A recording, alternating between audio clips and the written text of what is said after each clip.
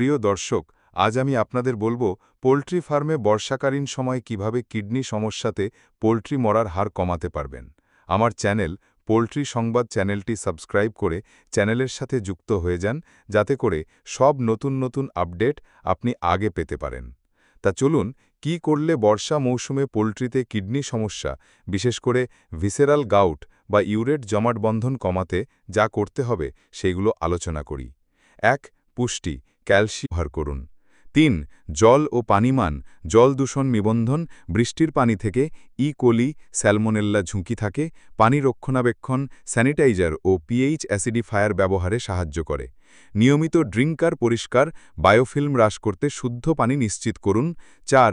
রোগ প্রতিরোধ ও জীবাণুমুক্তি, আইবি বা আইবিভি ভ্যাকসিনেশন, বিশেষ করে ইনফেকশাস ব্রঙ্কাইটিস ভাইরাস কিডনি ক্ষতি করে, বিআরওটিসি ভ্যাকসিনেশন স্কিম অনুসরণ করুন।